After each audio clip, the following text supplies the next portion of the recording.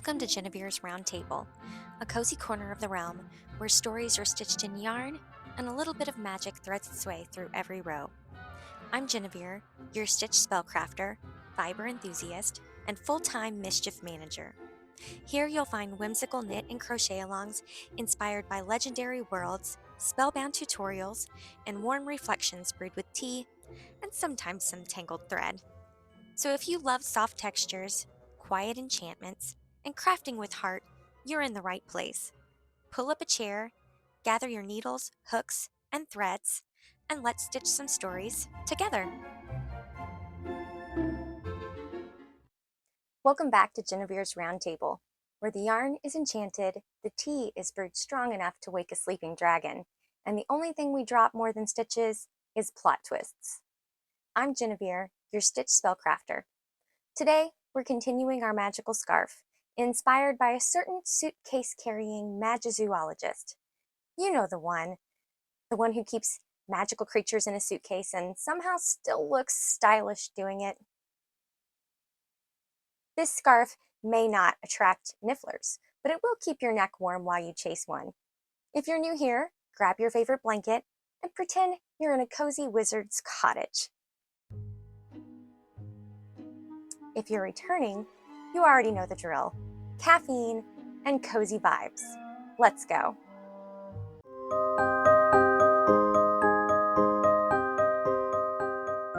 This pattern begins with a classic cast on. I use the long tail method, which is reliable, stretchy, and just mystical enough to feel like some Harry Potter spell work. Here's how I did it, and a few tricks to keep your tension wizard-worthy. There are multiple methods to casting on with the long-tailed method. The first method is perhaps not as popular, but my favorite way to cast on. I generally achieve the best results by propping the end of the needle on my waist, so both my hands can be free to work their magic. Wrap the tail portion of the yarn around the left thumb, then slip the needle under the thread at the base of the thumb. While the yarn is still on the thumb, use the right hand to loop the main thread over the needle. Holding the thread onto the needle with the right hand, slide the thread up and off the needle with the thumb. And just repeat the process. Forgive me for the band-aid. I had a little bit of a run-in with a mandrake earlier.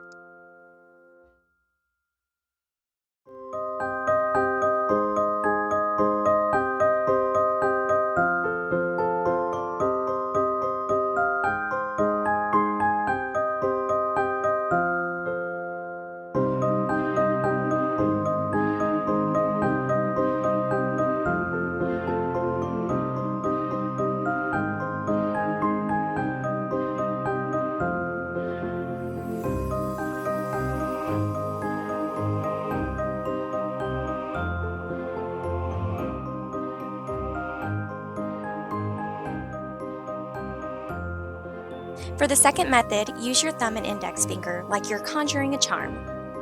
Holding the tail portion of the thread over the thumb and then the main portion of the thread over the pointer finger, bring the needle under the thumb to pick up the stitch. Then bring the needle over the thread that's over the pointer finger and continue that. Just remember to keep the yarn relaxed. No need to strangle your stitches.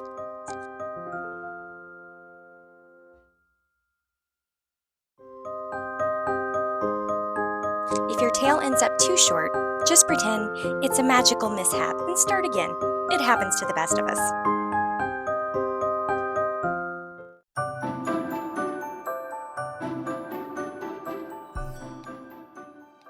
I'm working in knit stitch today, which I like to call the I'm watching a fantasy movie and pretending I'm in it stitch.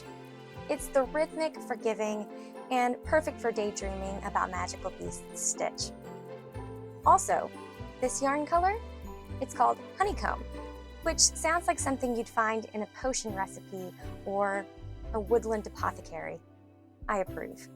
This enchanting pattern is worked up in the round with two delightful colors, a bit like brewing up a magical potion, except instead of cauldrons, we have our knitting needles. The colors I used are Honeycomb by Karen Simply Soft and Teal by I Love This Yarn, and I really do love this yarn. Both yarns can be found on Amazon. I've included links in my blog that I've linked in the description box below. Now, I usually like to start my projects with a knitting gauge, but let me share a little wizarding confession with you. When it comes to scarves, I don't usually bother with gauges. I know, it's terrible. But why? Because the true magic of scarves lies in their length, so just a few additional rows and voila! You've conjured a masterpiece. As long as I'm happy with the width of my scarf, that's all I really worry about. Now, let's dive into the whimsical world of color stranding, where two colors dance together like mischievous nifflers. I'll admit, my first venture into the multicolored realm was a bit nerve-wracking, like staring down a blasted squirt. Ugh. But fear not, color stranding is really as simple as waving a wand. There are just two magical tricks to master.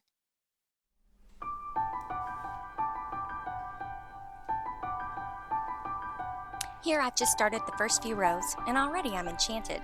The texture is giving real Newt Scamander vibes, soft, earthy, and slightly mysterious. The first spell is in catching the stitch.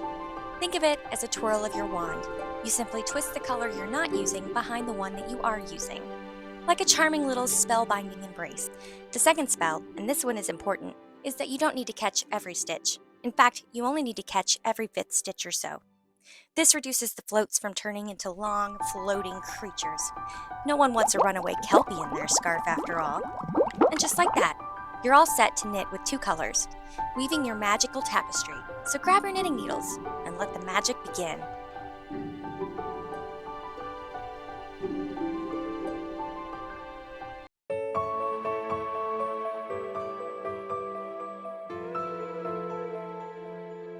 Did you know that bowtruckles are charming little creatures known for their dedication to guarding wandwood? There's a delightful legend about a kind-hearted woman who made a gentle pact with a bowtruckle. She promised to take only enough wood to craft a lovely pair of knitting needles. With those needles, she lovingly knitted a magical scarf, complete with a cozy pocket where the bowtruckle could snuggle in and feel right at home. As fate would have it, the wizard and her bowtruckle companion embarked on countless magical adventures, exploring enchanted forests where trees whispered secrets and moonlight danced on moss-covered paths, whimsical villages, and glittering starry nights together. One could say the bowtruckle traded in his cozy home for a wondrous playground of friendship and exploration. Their hearts were forever intertwined, sharing laughter, warmth, and the beauty of the world around them. As you knit, imagine each stitch as a star in your own constellation, a map of memories, magic, and meaning. This scarf isn't just a garment, it's a companion for your own adventures. If you're knitting along, remember, perfection is overrated. Every wonky stitch is a signature. Every uneven row is a story. If your scarf looks like it's trying to escape the needles, just tell it you believe in its journey. It'll behave. Thanks for joining me at the round table. Next time, we'll add more rows, more stories, and possibly more bowtruckles. Subscribe if you haven't already, and leave a comment telling me what magical creature you'd want to knit with. Mine, I think, would be an akami. The yarn would stretch or shrink to any size I wanted, so I would never have to knit a gauge again. Until our needles meet again, may your story be stitched with legend, warmth, and wonder. Mischief managed. Knox. Thank you for joining me at Genevieve's Round Table, where every stitch holds a little story and every moment sparkles with a hint of wonder. Whether it's yarn, story, or a quiet cup of tea, I hope today brought a touch of magic to your world. If you'd like more cozy tales and thread-spun dreams, subscribe and stay close. There's always room at the table. Also, check out our link below to check out our blog, and follow us on social media. Until we meet again, may your days be stitched with joy, your heart full of warmth, and your imagination gently aglow. Until next time.